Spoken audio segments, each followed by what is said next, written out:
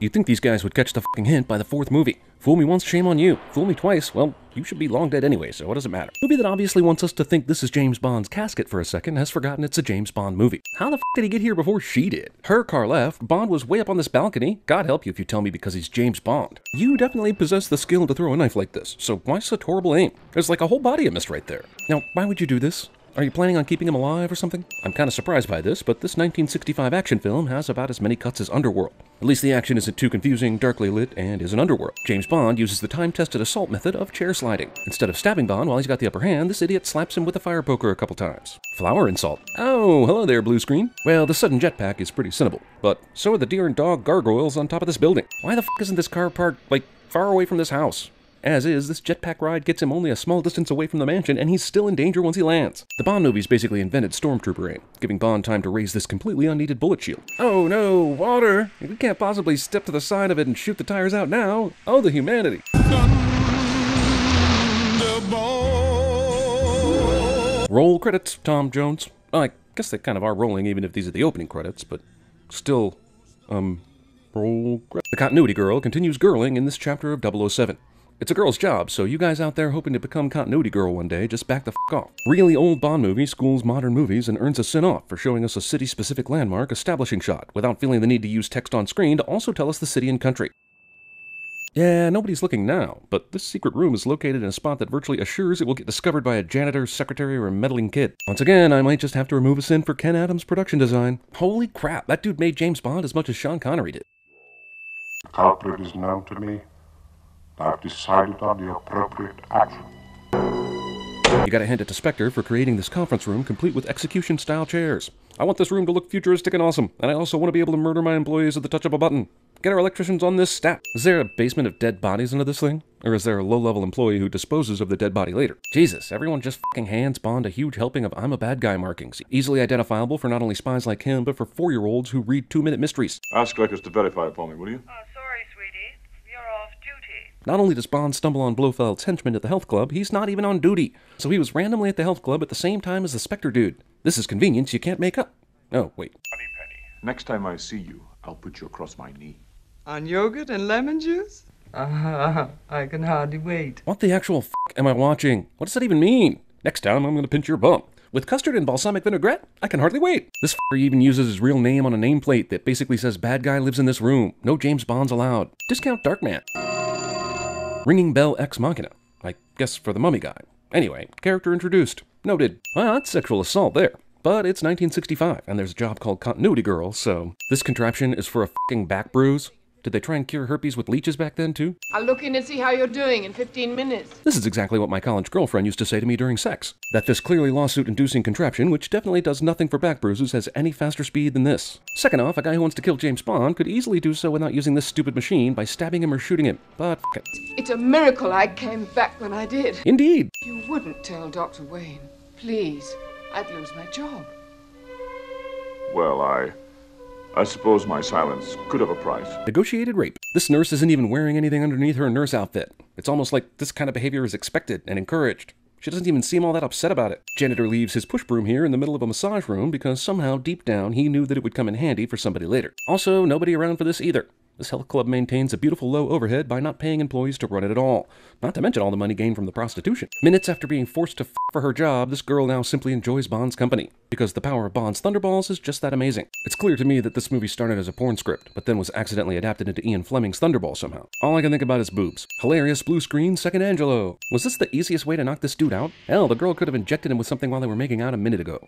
Let's just admit they wanted this dude to open the door and see his double so it would be more exciting, even if it didn't make that much sense. Lippy, you take over. How did Lippy get out of the steam machine that Bond trapped him in? Especially since everyone who works at the health club is too busy taking penicillin shots. Hell, the guy doesn't even seem all that affected by the ordeal. I changed my mind. This asshole actually threatens Spectre and holds them for ransom for more money, because he's the only guy who can do this. But let me ask you this, dude. What do you expect will happen when the job is done?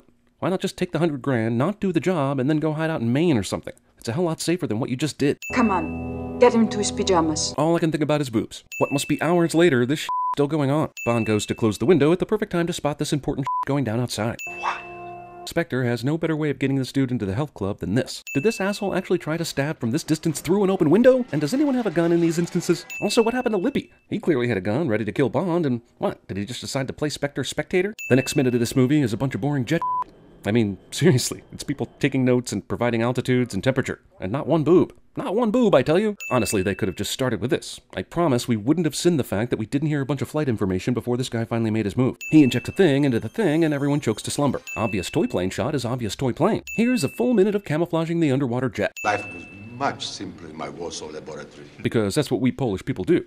We miss stuff from Poland. We can't stop talking about Poland. You knew I was from Poland, right? Guy who had 2 different chances to kill Bond will now try to do it in a much more difficult setting. Also, the driver's seat is on the left side of the car?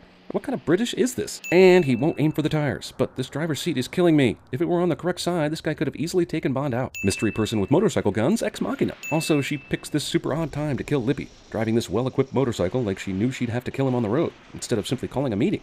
You know how those go.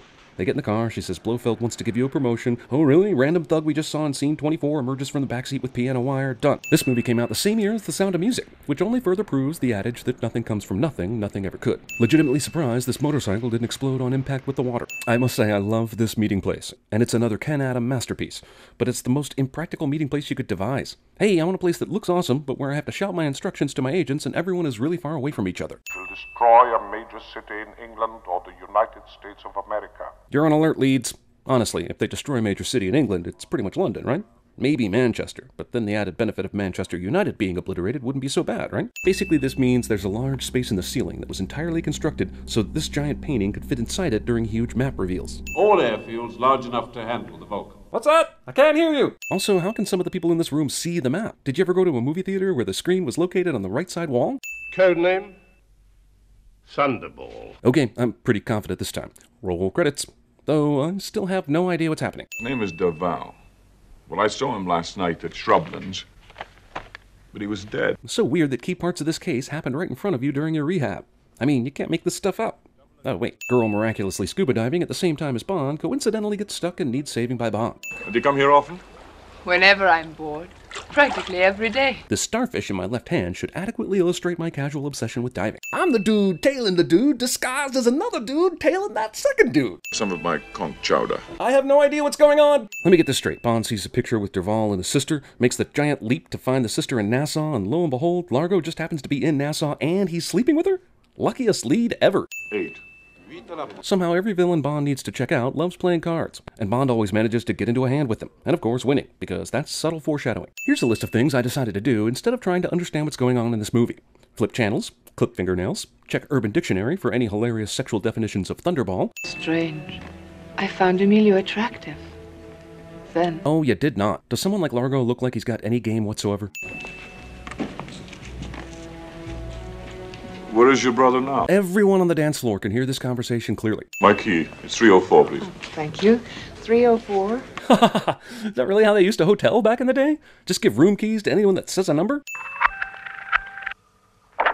Wow, he rewound it right to the spot on the first try. Isn't there like hours of audio on that thing? Hello, 00. CIA guy Felix Leiter decides calling Bond by his code name is an acceptable practice in a hotel. Why is there always someone waiting for Bond in his hotel room? Honestly, we should consider whether Bond is all that good an agent, considering he's so easily found. Why does he always stay in hotels anyway, under his real name? It's just no wonder, right?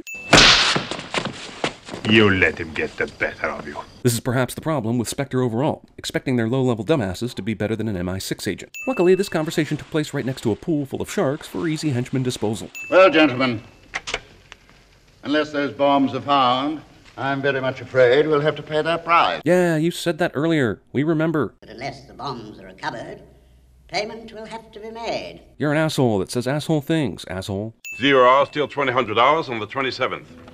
That's just 55 hours from now. Which should be just enough time to stop all this. Since Largo knows Bond is after him, why didn't he move the deadline up? Oh, come on. You mean Largo sent out a guy for scuba duty? Was this guy here the whole time? Or does he check the water every 5 minutes or so?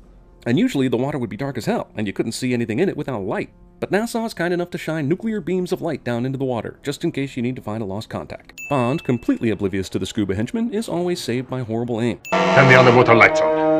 Is this the movie's admission that underwater is typically a dark place? And the light we saw a minute ago was strictly for movie purposes so we could see the action? I'm taking it as a full confession, actually. You have cameras down here? Come on, you simply do not have cameras down here. At least not any that are perfectly capturing the action. Down there. Do you just not have any more guys you can put in scuba suits that can gang up on Bond and take him down? Yeah, let's throw grenades randomly down in the water and hope for the best. Look! Must have hit him with a propeller! Let's get back into Largo. Not verifying kills is the Spectre way. It is a little-known fact that Bond is also the most successful hitchhiker in the world. Not only lucking into cars driving down lonely stretches of road late at night, but also driven by someone who is integral to the plot. And he's going to get to f***. Would this be any more ridiculous if every Spectre agent wore a t-shirt that said Spectre on it? This is my hotel. What a coincidence. Yeah, it's so convenient. And from that innocuous dialogue, this entire script was written. About 90 miles is our limit for 6 hours, and that's out and back. I reckon we've got to go further out, and we'll need more gas for that. Why didn't you guys already discuss this before getting on the helicopter? You actually got on the helicopter, started flying around randomly, and then figured out what you'd need to find the airplane. You see, good agents have a plan when they do stuff. When the time is right, he will be killed. Pow! This is the only time you'll ever see a villain have good aim. Why are these obvious enemies alternately pretending to be friendly and trying to kill each other? Come along, Mr. Bond. The conch chowder smells delicious. Why is this movie obsessed with f***ing conch chowder? Highly trained MI6 agent opens the door without any caution whatsoever. Do you think she was on or something? I don't know, but I've got to find out. And other things my mouth is saying without audio. Bond is so amazing he can slam this metal door without it making any noise. Movie has James Bond make a Johnny English spy mistake so the bad guys can keep up with him. This guy was, the movie would have you believe, looking for Bond by hiding behind this plant, so that if Bond, who is dressed in the same all-black attire as all these henchmen running around here, ran by this one spot, he'd be able to ambush him. No! I've got a better idea. Drowning him behind something you can't see through instead of just shooting him? No, that is not a better idea. And be sure to close the tunnel hatch afterwards so Bond can't escape through that, right? Right? Also, why not just let Bond drown? Why the sharks? Why does everything have to come down to sharks? Since these guys are both stuntmen dressed in black, I literally have no idea which character just got stabbed. These sharks don't notice shit. Obviously behind glass Bond is obviously behind glass. These other sharks simply don't give a shit. How is no one standing here waiting with a gun in case Bond somehow escaped through the only possible escape route? Anything else? Tell him Paula's dead. Okay. Okay. Since you're here, would you mind giving me something to put on? Okay, I love this. Bond is an asshole, but this is pretty damn funny, and we'll take a sin off for it. Now look, you know we're going to be too late. Too late for what? The Junkanoo. Looks like you already did the Junkanoo. I can't believe I'm saying this, but Bond just got saved by an overzealous firewater peddler. Also, did they really not have any restraints for a super spy? Look! Oh, sure, you'll be able to follow a blood trail in the dark during a parade, because the blood is bright red paint. This chase is shot in such a way that you not only don't know who's where, but you're legitimately angry about it. These assholes found him? How much blood did Bond spill on the way here? Speaking of which, why did he ever come here? I don't know what this dude is waiting for, but I guess he's having second thoughts. Also, no one hears this gunshot? It's not like Kiss is playing or anything. Well, we have exactly 14 hours and 50 minutes. And then I suppose we shall have to pay up. This was the easiest acting job ever. Just find ways of saying if we run out of time, we'll have to pay over and over during the shoot. Sharks pose so little threat during this sequence that it's a wonder they're even shown swimming around. Absolutely nothing happens while Bond is down here. And yeah, they shot a shark so that the others would go after it. But some of these clearly aren't down with eating shark meat and just let Bond do his job. What the f*** is that supposed to mean? They're f***ing down here? Because no, they're not. What happened? It's a long story. And it will require the wearing of my sunglasses. Domino, I need your help. Of course. That's why you made love to me. No. He made love to you because you're smoking hot. He could have simply told you your brother was dead before that, and we'd be in the exact same place. This is a Geiger counter. Wait, I thought the watch was the Geiger counter. Here we have a Geiger counter. The camera was a camera. That's an underwater camera. It takes 8 pictures in rapid succession by pressing that button there.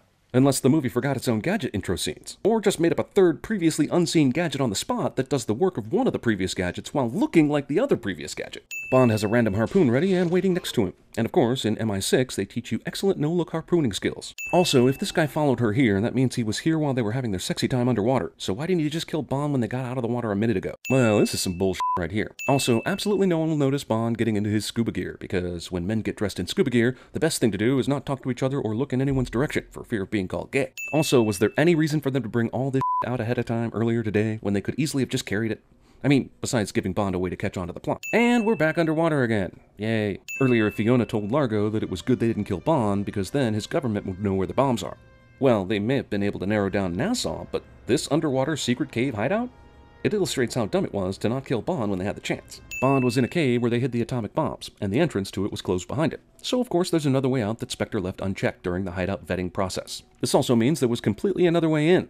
So all the stuff they did to get inside was unnecessary. So tell me how much Bond knows. Didn't you just leave Bond trapped underwater? Or at least, don't you think you did? Isn't your plan minutes from taking place anyway? I'll be forced to cause you great pain. This for heat, these for cold. And that's just a night of tame sex for Bond. Are you sure she won't enjoy that? Largo is a bad guy, therefore also a rapist. Only fitting the big finale would take place underwater. But why didn't Bond tell them how many henchmen were in Largo's crew, so the military could send more than that exact same number of guys and sway the battle toward victory through sheer numbers? Oh, you know where the bombs are and the guys transporting it? We'll send a dozen guys right away. Also, why did this movie that made such a big deal about sharks for an hour and a half suddenly forget how crazy it is about sharks? And right in the middle of the movie's bloodiest scene. Why did they all bring harpoons? This is a spy movie boiling down to grown men firing, not guns or lasers or spy gadget whiz poppers, but harpoons, underwater, all with hoods and masks on.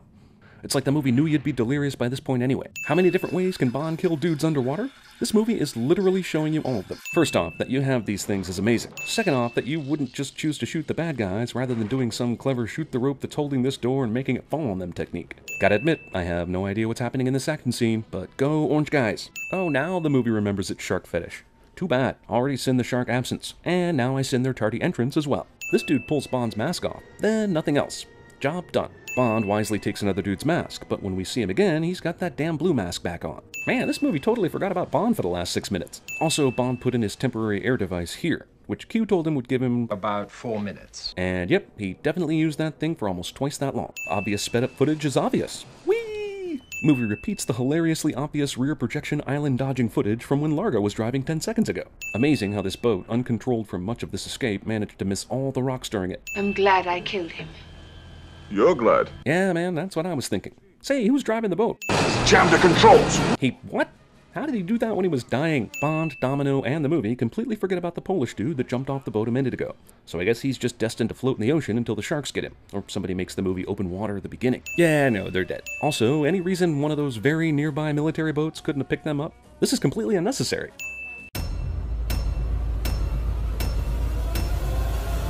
Next time I see you, I'll put you across my knee.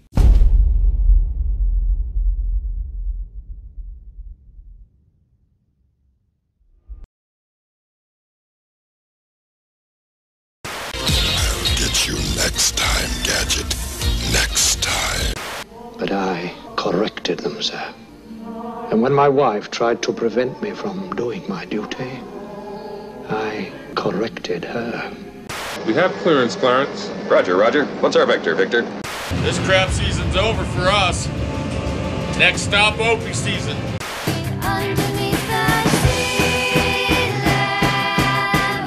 We all live in a yellow submarine. Find your exit buddy. Do you have your exit buddy? Yes! Keep it close, Chuck. Who lives in a pineapple under the sea? Settle down, Felix. I think we've found it.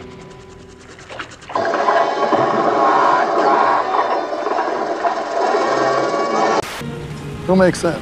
Bell Helicopter. Who owns Bell? Well, Bell was nearly bankrupt when the First National Bank of Boston approached the CIA about developing the helicopter for Indochina usage. Does it